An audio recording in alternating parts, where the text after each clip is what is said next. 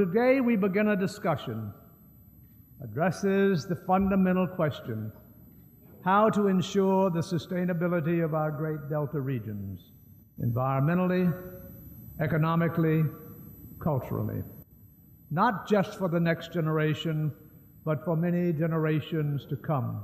Alternative reality is always threatening. If we fail to find those answers, if we fail to implement all that is required to preserve our deltas for our children and our grandchildren, it will be lost, a compromise beyond recognition. In that event, the results are staggering.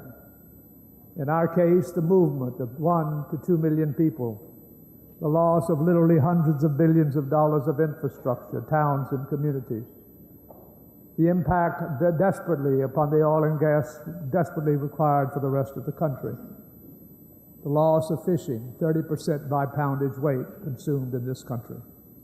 All of it is threatened if we fail to move it. Create a healthy future for our deltas, it will require true compromise, the will to achieve sustainability, and the tests that relate to those terms. It should be the intent of this gathering to address the issues before us at a level broad enough to allow for creative thinking and dynamic discussion. Let us pursue new ways to cooperate, setting a course to ensure a continued exchange of ideas and practices.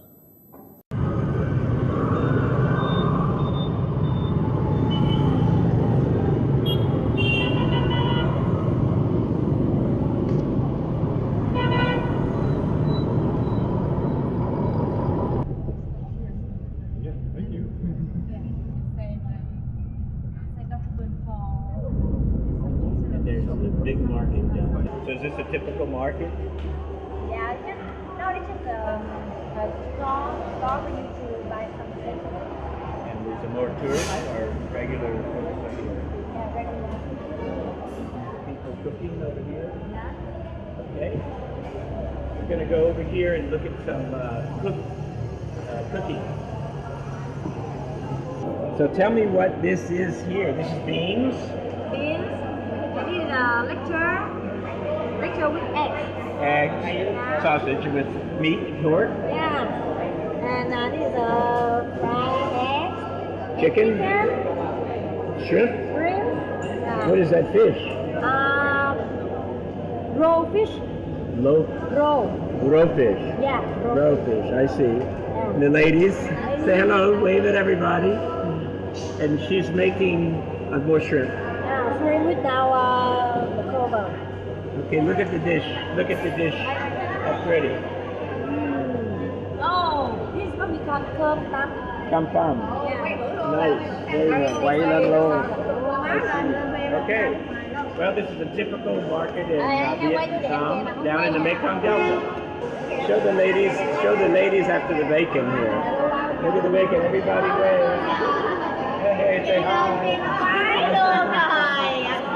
Okay.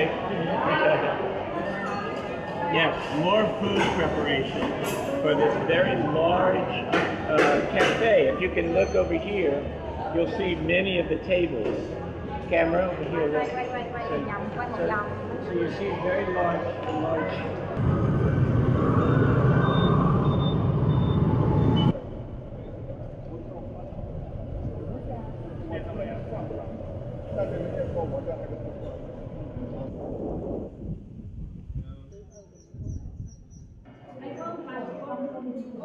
There's some seats over here if you'd like to come take a seat. If everyone could watch the street. Thank you very much to the World Wildlife Fund for organizing today's event. We very much appreciate the time and effort that you're taking to host us before the competition.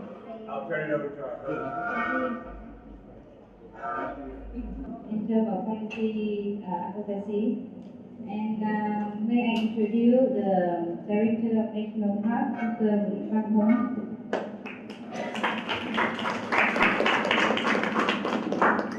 And this center is an ecotourism center served for the tourists, for the scientists to come to the national park for research, for sightseeing, and for knowing about the wetland resource.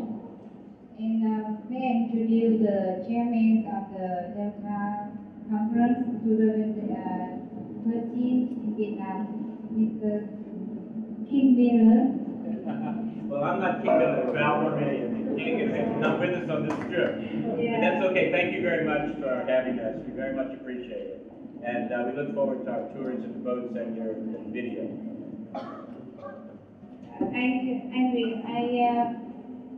I plan to introduce much more by presentation, but it's very short time and save time for you to come back to the city. So the video about national park will introduce you about our national park. Sau đó các bạn có thể hỏi bất cứ câu hỏi gì trong lĩnh vực Trà Vinh, tôi sẽ trả lời. After that, any question about national park, I will answer.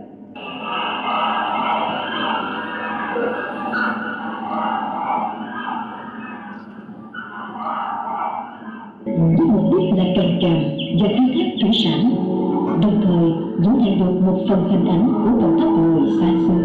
Trung tâm bảo vệ sống và môi trường thiên nhiên Trà Vinh đến ngày 2 tháng 2 năm 1994, chính phủ ra quyết định chuyển Trung tâm bảo vệ sống và môi trường thiên nhiên Trà Vinh thành khu bảo tồn thiên nhiên quốc gia đất ngập nước Trà Vinh. Help the local people. You said social security. What do you do to help? What are you doing to try to engage the locals? Are you doing anything special? Trước tiên tôi xin trả lời câu hỏi là Chính phủ gia đình em đã kết hợp với tổ chức WF làm hai cái chuyện sinh kế. Sinh kế thứ nhất là sinh kế của cộng đồng, tức là làm tín dụng cho người dân ta có cái cơ sở, cái điều kiện để phát triển lên. Thứ hai nữa là cộng đồng sử dụng tiền điện hợp lý trong vườn quốc gia Trà Vinh mà được tỉnh cho phép. Over there, with legal roles, but we have to list the Asian and also the rural in one board.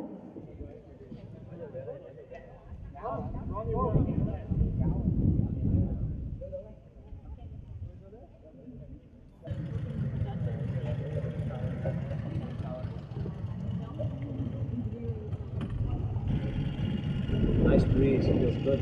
Yeah. But this time it's too hot for the birds. I don't keep them down.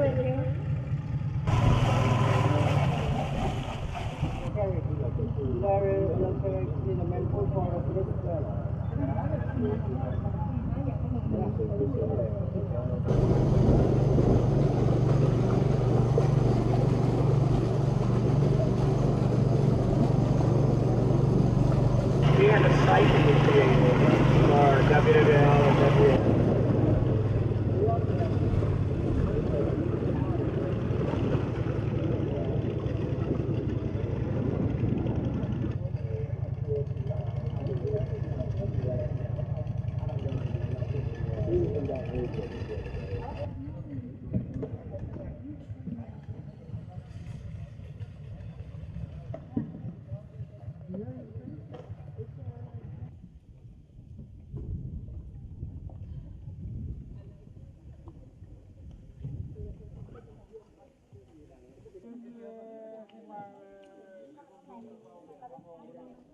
May I help you?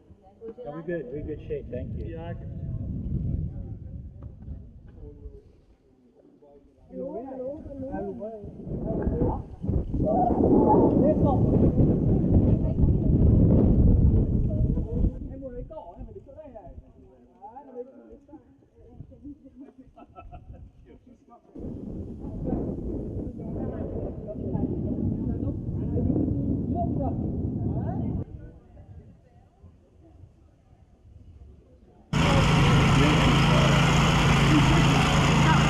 gonna be like a spot. Let's stop.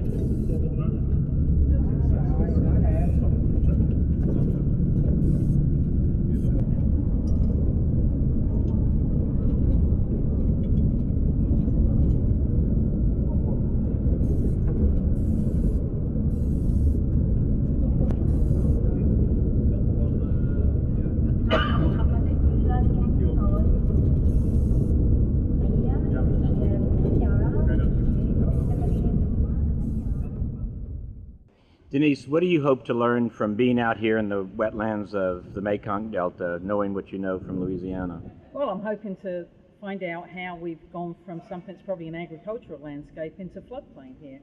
Sounds like we've got a really active floodplain. We've obviously got a big river, and putting the river back with the floodplain or the delta plain, that's exactly what we need to do in Louisiana. So I'm here to look at it. And when you were driving down here, what similarities did things come to mind as you were driving? Absolutely, absolutely.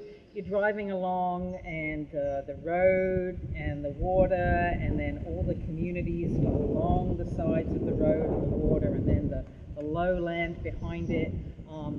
Very small rural communities, lots of houses on pilings actually sitting there in the water, those kind of rickety bridges going across the bayou. We have those too.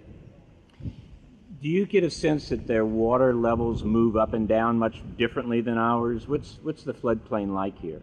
Well, I'm still trying to understand that, obviously, getting a good look at it today, but the water levels obviously fluctuate seasonally here. We're going into the monsoon season, the rainy season here, and so the water level will be rising in the river. Lots of bare mud we've seen already on the sides of the rivers here. So obviously they have a seasonal fluctuation just like we do. It varies different times of year, but I think that nature, and to some extent the people here, are kind of adjusted to that. I mean, we grow rice when it rains, and that's the way we naturally do things. And so I think that the way in which the community seems to be tied to the river and working with the river and the floodplain seems very similar to the way that we want it to work in Louisiana. And so we have this sense that there may be a need for retreat, the people retreating from southern Louisiana, but it seems here they live better with their water. Is that true or not, or what's the deal here? Well, I think we've got a different circumstance. It seems to me that we have lots of active distributaries of the Mekong, and the water, even though it may not flow from the river all across the landscape naturally, it still goes down a number of different distributaries at the same time. In Louisiana, we've eliminated that. Essentially, we keep the river in one specific channel and don't let that water out in many places. Those kinds of modifications haven't been done to the same extent here. So you have a water moving and fluctuating in the landscape in a very different way. And they look like they have literally thousands of distributaries that are unhindered from moving to where it needs to go. Well, that's the way deltas work. You know, the water finds a way, as it were, and so I think most major deltas have several distributaries active at once. There's usually one dominant one and several others that are working, and others that will just be active during periods of high water or flood. And so I think that's really the way that we understand that deltas work. Unfortunately, the Mississippi Delta doesn't quite work like that because we've changed it. But I think that what we see here is a delta that seems to work for the river and seems to work for the people. I'm sure there are problems here. I'm sure there will be problems in the future with sea level rise and other kind of management issues. But certainly at the moment we have high density of people, lots of food production, and a river that seems to be fairly healthy. And what's sort of your message to the folks here at this conference? Well, I think the lesson that we bring, I think, from coastal Louisiana and the Mississippi Delta Plain is learn from our mistakes. And the things that we did to the Mississippi in the 20th century, I don't think we would want to do those again if we had a second chance. We'd do it differently. I'm not saying we'd leave the whole system alone. So I think learning from what we've done and what we wish we hadn't done is one of the key lessons that we can bring.